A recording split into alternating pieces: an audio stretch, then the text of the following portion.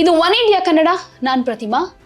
ವೀಕ್ಷಕರೇ, Bharat air strike ಮಾಡೋ ಮೂಲಕ, ಅದರಲ್ಲೂ ಆಪರೇಷನ್ ಸಿಂಧೂರ್ ಹೆಸರಿನ ಕಾರ್ಯಾಚರಣೆಯಲ್ಲಿ ಪಾಕಿಸ್ತಾನದಲ್ಲಿ ಅಡಗಿ ಕೂತಿದ್ದಂತ ಉಗ್ರರನ್ನ ಮಟ್ಯಾಶ್ ಮಾಡಿದೆ. ಸುಮಾರು 70ರಿಂದ 80ಕ್ಕೂ ಹೆಚ್ಚು ಉಗ್ರರು ಸಾವನ್ನಪ್ಪಿದ್ದಾರೆ ಅಂತ ವರದಿಯಾಗ್ತಾ ಇದೆ. ಹೀಗಾಗಿ ಪಾಕಿಸ್ತಾನದಲ್ಲಿ ಸದ್ಯ ತುರ್ತು ಪರಿಸ್ಥಿತಿ ನಿರ್ಮಾಣ ಆಗಿದೆ. ಎಮರ್ಜೆನ್ಸಿಯನ್ನ ಅನೌನ್ಸ್ ಕೂಡ ಮಾಡಿ ಆಗಿದೆ ಕೆಲವೊಂದು ಪ್ರದೇಶಗಳಲ್ಲಿ. ಹೀಗಿರುವಾಗ ಅಲ್ಲಿನ ಪ್ರಧಾನಿ ತುರ್ತು ಸಭೆಯನ್ನ ಕರೆದ್ರು, ಒಂದಷ್ಟು ಸಭೆಯಲ್ಲಿ ಚರ್ಚೆಯನ್ನ ಮಾಡಿದ್ರು.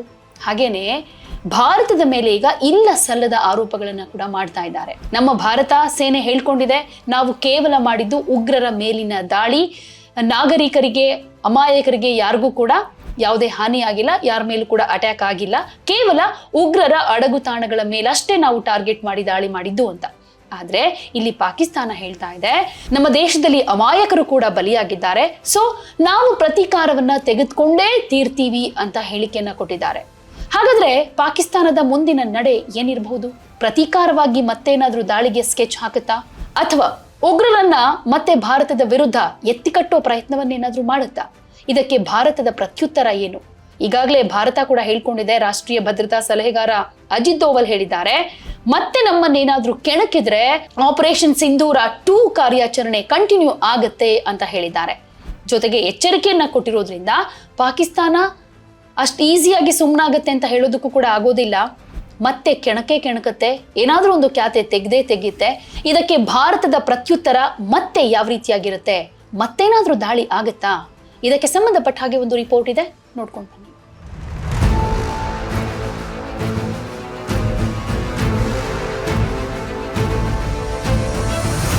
ಪಾಕಿಸ್ತಾನದ ಉಗ್ರ ತಾಣಗಳ ಮೇಲೆ ಆಪರೇಷನ್ ಸಿಂಧೂರ ಕಾರ್ಯಾಚರಣೆಯ ನಂತರ ಪ್ರಧಾನಿ ನರೇಂದ್ರ ಮೋದಿ ರಾಷ್ಟ್ರಪತಿ ಭವನಕ್ಕೆ ಭೇಟಿ ಕೊಟ್ಟು ಆಪರೇಷನ್ ಸಿಂಧೂರ ಕಾರ್ಯಾಚರಣೆಯ ಬಗ್ಗೆ ಮಾಹಿತಿಯನ್ನ ಕೊಟ್ಟರು. ಇನ್ನು ಆಪರೇಷನ್ ಸಿಂಧೂರ ಕಾರ್ಯಾಚರಣೆಯ ಬಗ್ಗೆ ರಕ್ಷಣಾ ಸಚಿವ ರಾಜನಾಥ್ ಸಿಂಗ್ ಕೂಡ ಸುದ್ದಿಗೋಷ್ಠಿ ಮಾಡಿ, ಭಾರತೀಯ ಸೇನಾ ಪಡೆಗಳು ಸಂಪೂರ್ಣವಾಗಿ ಉಗ್ರರನ್ನ ಗುರಿ ಮಾಡಿಕೊಂಡು ದಾಳಿ ಮಾಡಿವೆ.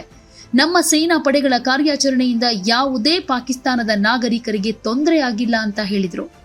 ಸೇನಾ ಪಡೆಗಳು ನಾವು ಹೆಮ್ಮೆ ಪಡುವಂತಹ ಕೆಲಸ ಮಾಡಿವೆ. ನಮ್ಮ ನಾಗರಿಕರನ್ನ ಕೊಂದವರನ್ನ ಮಾತ್ರ ನಾವು ಟಾರ್ಗೆಟ್ ಮಾಡಿದ್ವಿ ಅಂತ ಹೇಳಿದ್ರು. ಇದಾದ ಮೇಲೆ ಪಾಕಿಸ್ತಾನದ ವಿರುದ್ಧ ಸೇನಾ ಕಾರ್ಯಾಚರಣೆಯ ನಂತರದಲ್ಲಿ ಕೇಂದ್ರ ಗೃಹ ಸಚಿವ ಅಮಿತ್ ಶಾ ಕೂಡ ತುರ್ತು ಸಭೆ ನಡೆಸಿದ್ರು. ಪಾಕಿಸ್ತಾನ ಹಾಗೂ ನೇಪಾಳದ ಜೊತೆಗೆ ಯಾವ್ಯಾವ ರಾಜ್ಯಗಳು ಗಡಿಯನ್ನ ಹಂಚಿಕೊಂಡಿವೆ, ಆ ರಾಜ್ಯಗಳ ಸಿಎಂ, ಡಿಜಿಪಿ ಹಾಗೂ ಸರ್ಕಾರದ ಮುಖ್ಯ ಕಾರ್ಯದರ್ಶಿಗಳ ಜೊತೆ ಸಭೆ ಮಾಡಿದ್ರು. ಜಮ್ಮು ಮತ್ತು ಕಾಶ್ಮೀರ, ಲೆಫ್ಟಿನೆಂಟ್ ಗವರ್ನರ್, ಪಂಜಾಬ್, ರಾಜಸ್ಥಾನ್, ಗುಜರಾತ್, ಉತ್ತರಾಖಂಡ್, ಉತ್ತರ ಪ್ರದೇಶ, ಬಿಹಾರ, ಸಿಕ್ಕಿಂ, ಪಶ್ಚಿಮ ಬಂಗಾಳ, ಲಡಾಖ್ ಲೆಫ್ಟಿನೆಂಟ್ ಗವರ್ನರ್ ಭಾಗಿಯಾಗಿದ್ರು. ಮುಂದಿನ 48 ಗಂಟೆಗಳ ಕಾಲ ಎಚ್ಚರಿಕೆ ವಹಿಸುವಂತೆ ಸೂಚನೆ ಕೂಡ ಕೊಟ್ರು. ಜೊತೆಗೆ ಇವತ್ತು ಮತ್ತೆ ಸರ್ವಪಕ್ಷ ಸಭೆಯನ್ನ ಕೂಡ ಮಾಡಿ ಇನ್ನಷ್ಟು ನಿರ್ಧಾರಕ್ಕೆ ಬರೋ ಸಾಧ್ಯತೆ ಇದೆ. ಈ ಆಲ್ ಪಾರ್ಟಿ ಮೀಟಿಂಗ್ ನಲ್ಲಿ ಪಾಕ್ ಉಗ್ರರ ವಿರುದ್ಧ ಭಾರತದ ಸೇನೆ ಕೈಗೊಂಡ ಪ್ರತೀಕಾರದ ದಾಳಿಯ ಬಗ್ಗೆ ಮಾಹಿತಿ ಕೊಡ್ತಾರೆ. ಆದರೆ ಪಾಕಿಸ್ತಾನ ಮಾತ್ರ ತನ್ನ ಮೊಂಡು ಬುದ್ಧಿಯನ್ನ ಬಿಡೋ ಲಕ್ಷಣಗಳು ಯಾವತ್ತಿಗೂ ಕಾಣಿಸಲ್ಲ. ನಾಯಿ ಬಾಲ ಯಾವತ್ತಿದ್ರೂ ಡೊಂಕೆ ಅಲ್ವಾ? ಒಂದ್ ವೇಳೆ ನಾಯಿ ಬಾಲ ಸರಿ ಮಾಡಿದ್ರು ಕೂಡ ಪಾಕಿಸ್ತಾನವನ್ನ ಸರಿದಾರಿಗೆ ತರೋದು ಸಾಧ್ಯ ಇಲ್ಲ ಅಂತ ಅನ್ಸುತ್ತೆ. ಭಾರತೀಯ ಸೇನೆ ಮಾಡಿರೋ ದಾಳಿಯಲ್ಲಿ ನಾಗರಿಕರು ಮೃತಪಟ್ಟಿದ್ದಾರೆ ಅಂತ ಈಗ ಪಾಕಿಸ್ತಾನ ಹೊಸ ಖ್ಯಾತಿ ತೆಗಿತಾ ಇದೆ. ಈ ದಾಳಿಗೆ ಪ್ರತೀಕಾರ ತೀರಿಸಿಕೊಳ್ಳೋದಾಗಿ ಪಾಕ್ ಪ್ರಧಾನಿ ಶೆಹಬಾಜ್ ಶರೀಫ್ ಹೇಳ್ಕೊಂಡಿದ್ದಾರೆ. ನಿರ್ದಿಷ್ಟ ಪ್ರದೇಶ ಹಾಗೂ ಸಮಯ ನಿರ್ಧಾರ ಮಾಡಿಕೊಂಡು ದಾಳಿ ನಡೆಸೋದಕ್ಕೆ ಪಾಕಿಸ್ತಾನ ಸರ್ಕಾರ ಅಲ್ಲಿನ ರಾಷ್ಟ್ರೀಯ ಭದ್ರತಾ ಮಂಡಳಿಗೆ ಸಂಪೂರ್ಣ ಅಧಿಕಾರವನ್ನ ಕೊಟ್ಟಿದೆ. ಭಾರತ ನಡೆಸಿರೋ ದಾಳಿಯಲ್ಲಿ ಪಾಕಿಸ್ತಾನದ ಅಮಾಯಕ ನಾಗರಿಕರು ಬಲಿಯಾಗಿದ್ದಾರೆ.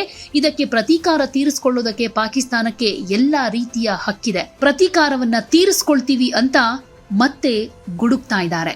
ಉಗ್ರರ ಕ್ಯಾಂಪ್ ಅಂತ ಊಹಿಸಿಕೊಂಡು ಭಾರತ ದಾಳಿಯನ್ನ ಮಾಡಿದೆ. ಭಾರತದ ದಾಳಿಯಲ್ಲಿ ಅಮಾಯಕ ಪಾಕಿಸ್ತಾನದ ಪುರುಷ, ಮಹಿಳೆ, ಮಕ್ಕಳೆಲ್ಲ ಮೃತಪಟ್ಟಿದ್ದಾರೆ. ಜೊತೆಗೆ ನಾಗರಿಕರ ಮನೆ, ಕಟ್ಟಡಗಳಿಗೆ ಹಾನಿಯಾಗಿದೆ. ಇದರ ಜೊತೆಗೆ ಮಸೀದಿಯನ್ನ ಟಾರ್ಗೆಟ್ ಮಾಡಿ ಭಾರತ ದಾಳಿ ಮಾಡಿದೆ. ಭಾರತದ ದಾಳಿಯಿಂದ ನೆರೆಯ ಗಲ್ಫ್ ರಾಷ್ಟ್ರದ ವಾಯುಮಾರ್ಗ, ವಿಮಾನ ಸೇವೆ ಮೇಲೆ ಹೊಡೆತ ಬಿದ್ದಿದೆ. ಭಾರತದ ನೀಲುಂ ಜೆಲುಂ ಹೈಡ್ರೋ ಪವರ್ ಯೋಜನೆಯನ್ನ ಟಾರ್ಗೆಟ್ ಮಾಡಿದೆ. ಇದು ಅಂತಾರಾಷ್ಟ್ರೀಯ ನಿಯಮ ಬಾಹಿರ ಅಂತ ಸಭೆಯಲ್ಲಿ ಶರೀಫ್ ಹೇಳ್ಕೊಂಡಿದ್ದಾರೆ. ವಿಶ್ವಸಂಸ್ಥೆಯ 51ನೇ ವಿಧಿ ಪ್ರಕಾರ ಯಾವುದೇ ದೇಶ ಮಾಡೋ ದಾಳಿಯಲ್ಲಿ ಅಮಾಯಕರೇನಾದ್ರೂ ಬಲಿಯಾದ್ರೆ ಅದಕ್ಕೆ ಪ್ರತ್ಯುತ್ತರವಾಗಿ ದಾಳಿ ನಡೆಸೋ ಹಕ್ಕು ಸಂತ್ರಸ್ತ ರಾಷ್ಟ್ರಗಳಿಗಿದೆ. ಭಾರತ ಸೇನೆ ನಡೆಸಿರೋ ದಾಳಿಯಲ್ಲಿ ಅಮಾಯಕ ಪಾಕಿಸ್ತಾನಿಗಳ ಜೀವಕ್ಕೆ ಹಾನಿಯಾಗಿದೆ. ಇದಕ್ಕೆ ನಾವು ಪ್ರತೀಕಾರ ತೀರಿಸಿಕೊಳ್ಳುವುದಕ್ಕೆ ಸೇನಾ ಪಡೆಗಳಿಗೆ ಸಂಪೂರ್ಣ ಹಕ್ಕು ಕೊಟ್ಟಿದ್ದೇವೆ. ಈ ನಿಟ್ಟಿನಲ್ಲಿ ಪಾಕಿಸ್ತಾನದ ಸಶಸ್ತ್ರ ಪಡೆಗಳು ಸೂಕ್ತ ಕ್ರಮಗಳನ್ನು ತೆಗೆದುಕೊಳ್ಳೋ ಅಧಿಕಾರವನ್ನ ಹೊಂದಿವೆ ಅಂತ ಪಾಕಿಸ್ತಾನ ಹೇಳ್ಕೊಂಡಿದೆ. ಕಳೆದ ತಿಂಗಳು ಕಾಶ್ಮೀರದ ಪೆಹಲ್ಗಾಮ್ನಲ್ಲಿ ಉಗ್ರರು ಭಾರತೀಯರ ಮೇಲೆ ಅಮಾನುಷವಾಗಿ ದಾಳಿ ಮಾಡಿದ್ರು. ಈ ದಾಳಿಯಲ್ಲಿ 26 ಮಂದಿ ಅಸುನೀಗಿದ್ರು. ಇದಕ್ಕಾಗಿ ನಮ್ಮ ಭಾರತ ಪ್ರತೀಕಾರವನ್ನ ತೆಗೆದುಕೊಂಡಿದೆ, ಅದು ಕೂಡ ಉಗ್ರರ ಮೇಲೆ. ಆದ್ರೆ ಪಾಕಿಸ್ತಾನ ಅಮಾಯಕರೆಲ್ಲ ಬಲಿಯಾಗಿದ್ದಾರೆ ಅಂತ ಹೇಳ್ತಾ ಇದ್ದಾರೆ. ರಾತ್ರೋರಾತ್ರಿ ಭಾರತ ಆಪರೇಷನ್ ಸಿಂಧೂರ್ ಮೂಲಕ 9 ಉಗ್ರರ ನೆಲೆಗಳ ಮೇಲೆ ಏರ್ ಸ್ಟ್ರೈಕ್ ಮಾಡಿ 90ಕ್ಕೂ ಹೆಚ್ಚು ಉಗ್ರರ ಸಂಹಾರ ಮಾಡಿದೆ.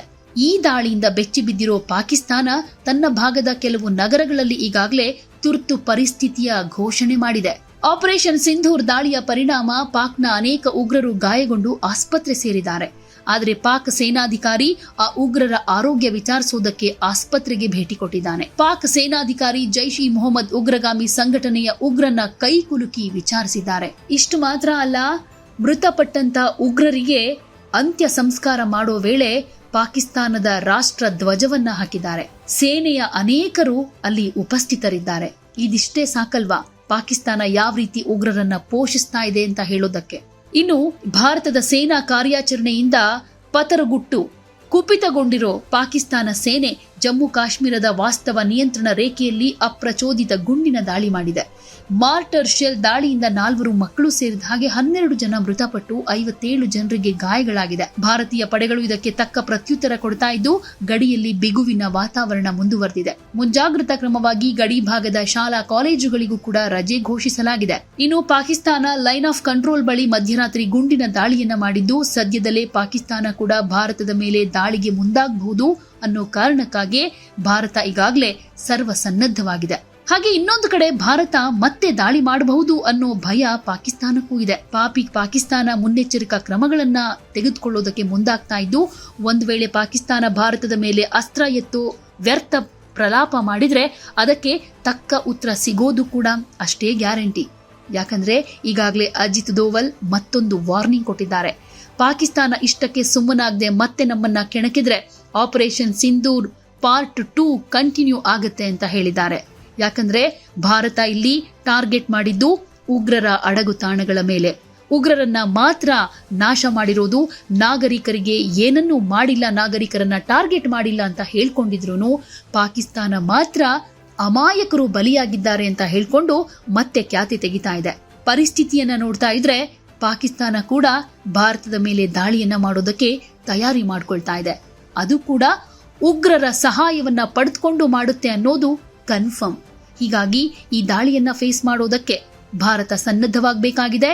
ಜೊತೆಗೆ ಭಾರತದ ನಾಗರಿಕರನ್ನ ರಕ್ಷಣೆ ಮಾಡೋದ್ರ ಜೊತೆಗೆ ಮತ್ತೊಮ್ಮೆ ಪಾಕಿಸ್ತಾನಕ್ಕೆ ಮುಟ್ಟಿ ನೋಡಿಕೊಳ್ಳುವಂತಹ ತಿರುಗೇಟನ್ನ ಕೊಡೋದಕ್ಕೆ ಭಾರತ ಕೂಡ ರೆಡಿ ಇದೆ. ಒಂದ್ ವೇಳೆ ಪಾಕಿಸ್ತಾನ ನಮ್ಮನ್ನ ಕೆಣಕಿದ್ರೆ ಯುದ್ಧಕ್ಕೆ ನಾವು ರೆಡಿ ಅನ್ನೋ ಸಂದೇಶವನ್ನ ಈಗಾಗಲೇ ಭಾರತೀಯ ಸೇನೆ ಕೊಟ್ಟಾಗಿದೆ.